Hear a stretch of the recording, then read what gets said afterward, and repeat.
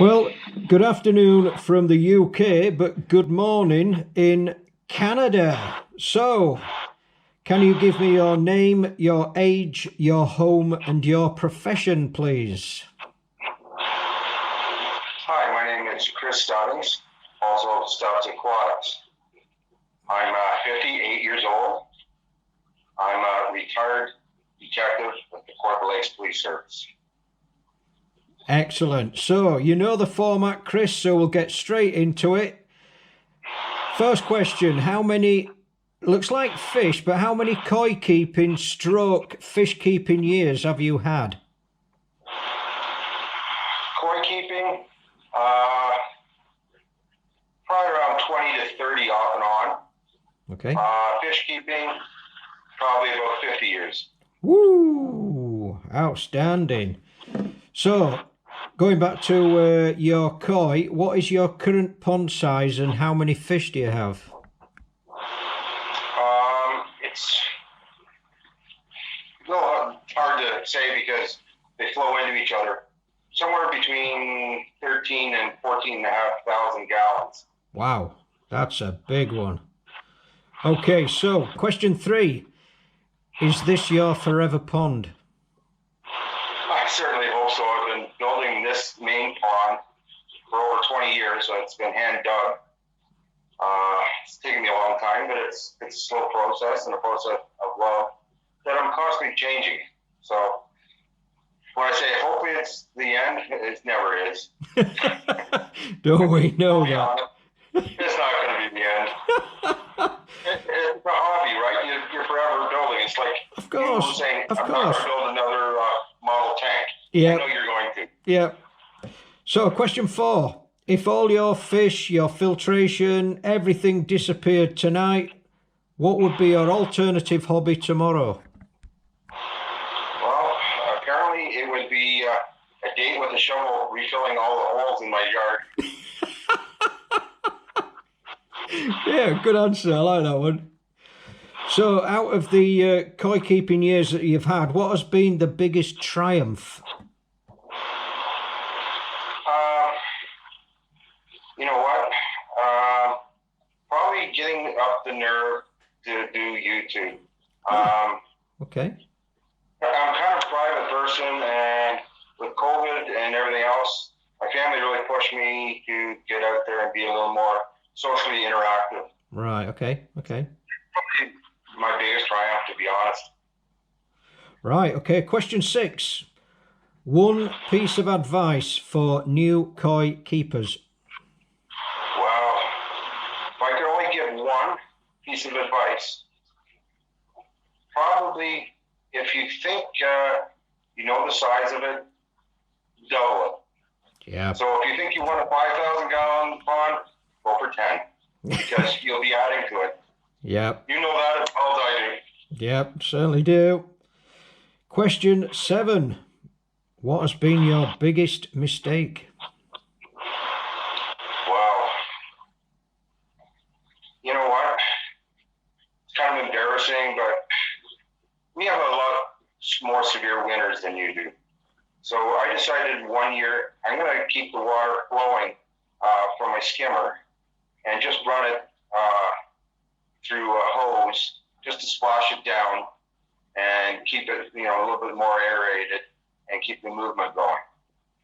Well, one severe winter, it froze and the water got diverted.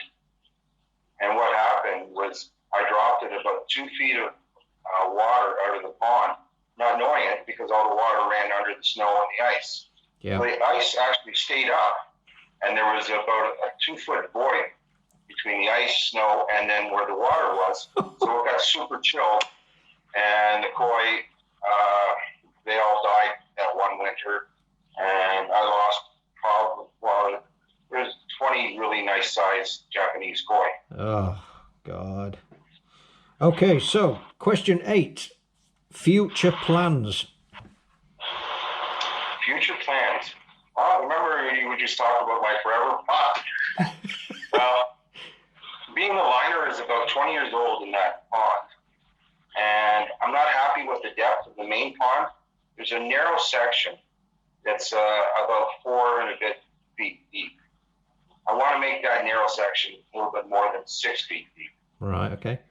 So I got a date with a shovel and a pickaxe, and hopefully my son's available and a couple friends, because it gets heavier and heavier every year. Certainly does. It certainly does. So, question 9: do you get support from your partner?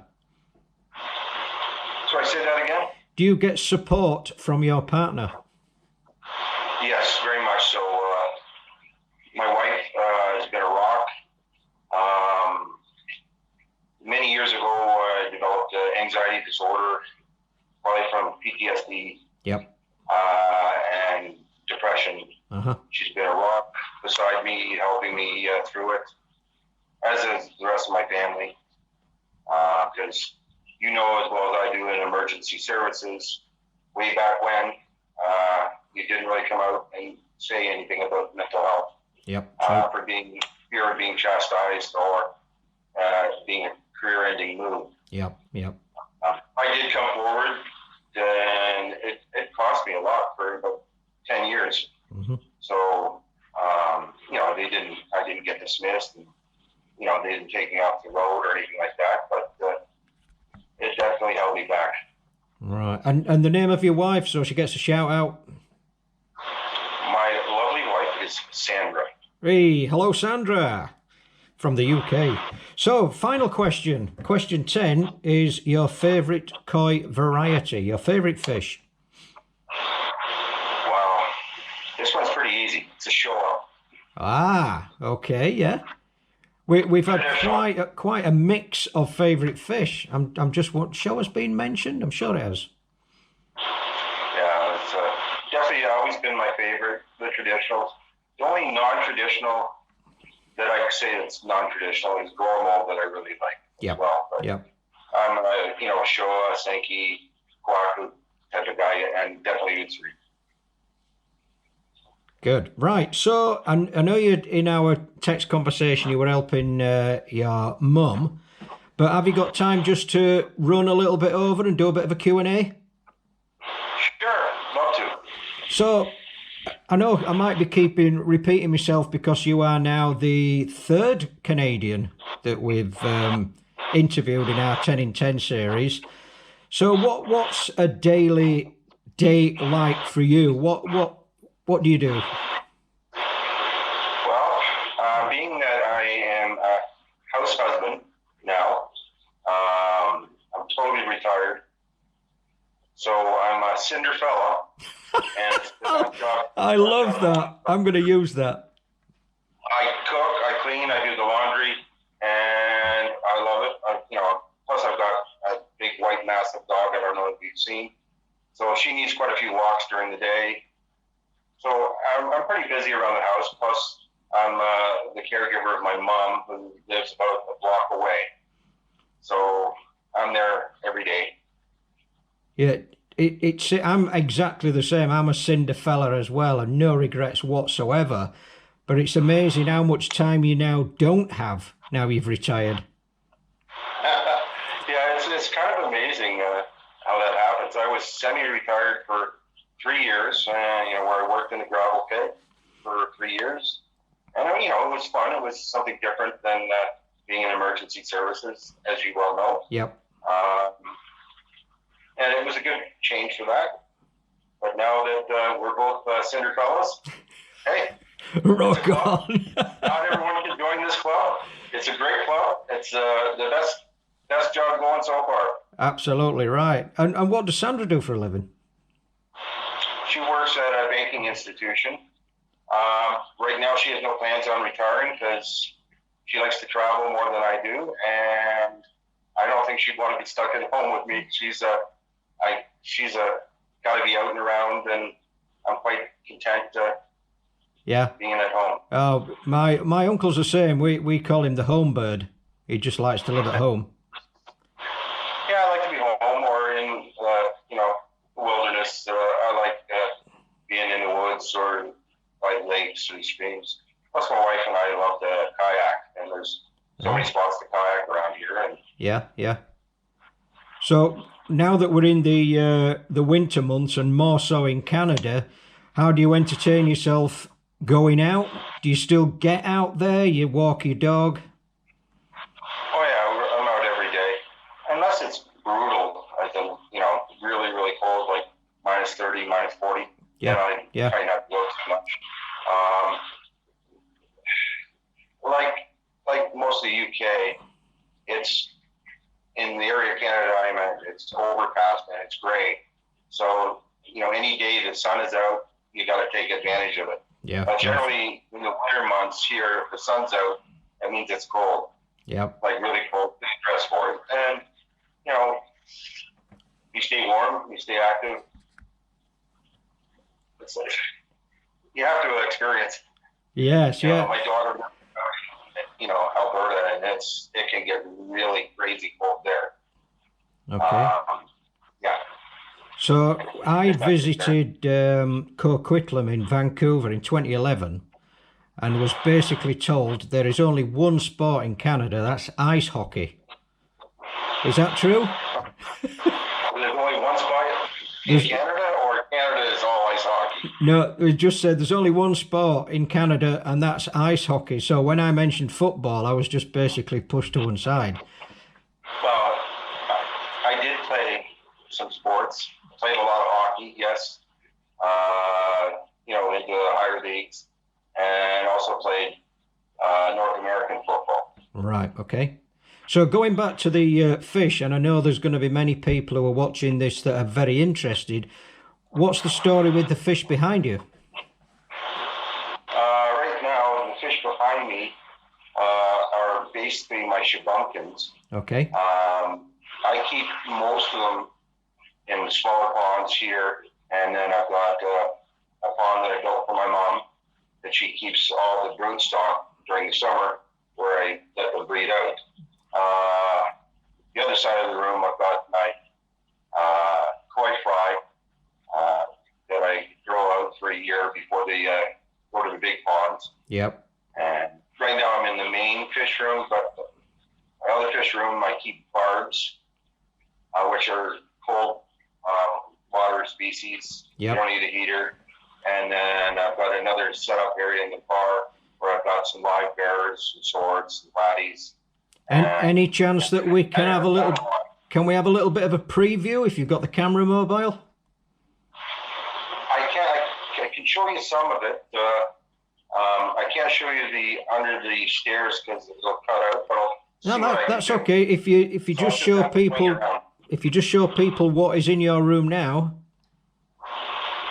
Oh wow.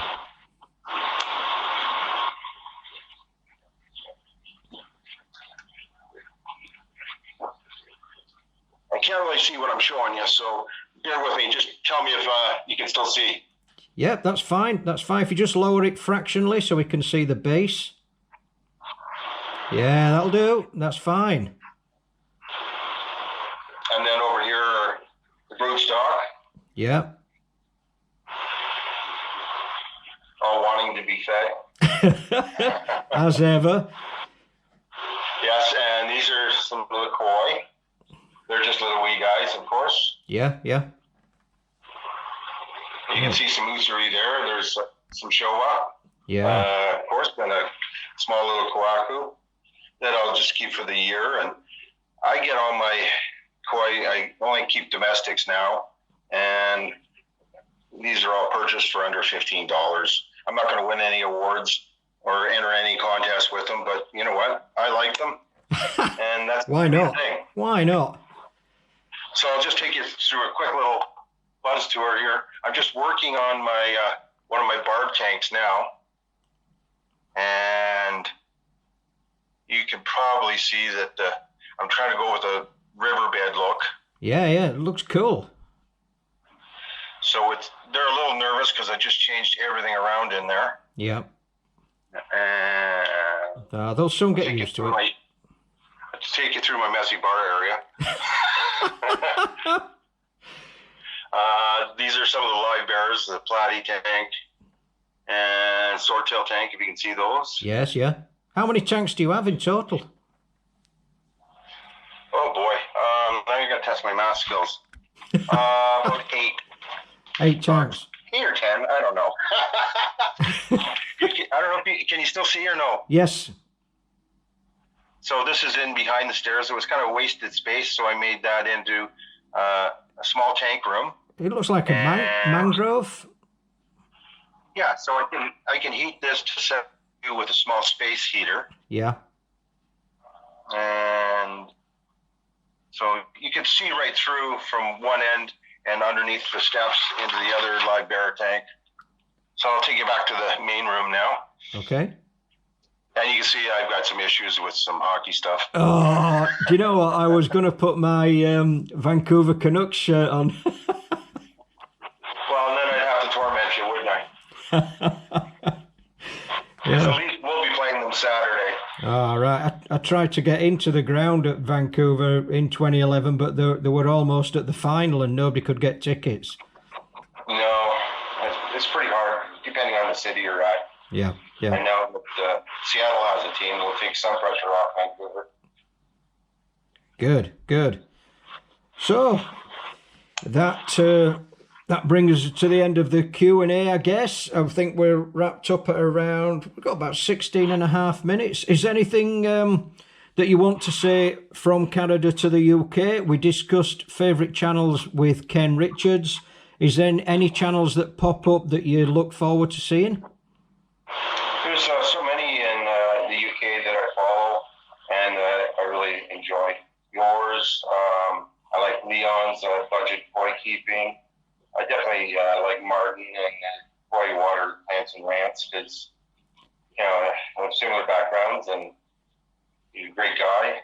Lau is, she just makes me laugh and she just is a warm, caring person that, you know, you just can't help but fall in love with. Who else is there? Carol, she's amazing. She's battling cancer right now, but she's winning. So yep. There's just so many great people. You know, if I have to throw Paul's koi pond and water garden, I gotta get that in there because I'd be in trouble. And then Twisted Koi. There's just so many great, nice people. I could go on and on. You know, wow. There's Stephen with the ecosystem. There's just, like I said, I could go on and on about the UK and you guys have it so lucky there that you have so many koi dealers. You know, I'm just in awe because there's really nothing like that around here other than, you know, the spot where I help call koi at Vandermeer's. They're the biggest producers that I'm aware of in this area. Yeah. Now, BC, they have more koi simply because they have similar weather to what you have. Yeah. Wise, especially during the winters.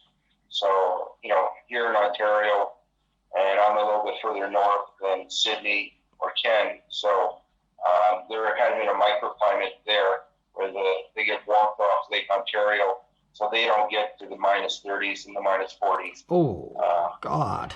But, you know, it's not like we get minus 40 every year. Well, pretty close. But, you know, it gets really, really bitterly cold. And, you know, we quite have to be hardy. Oh, that's amazing. Some people, you know, you should keep them all inside, but I just don't. I would never be able to get that past my wife bringing the boy inside. I think you've done well with the amount of tanks that you have in that room. Well, this was an old bedroom, believe it or not, where I used to work shift work. It has no windows, so it was great. And it's great for what I need to do in here. Oh, perfect. It's not perfect. I get to do what I want with it as long as I promise to keep it clean and like a good boy. Well, Chris, we will wrap that up now. So I'll have to thank you for doing your 10 in 10 back in Canada. So thank you very much, Chris Stubbings.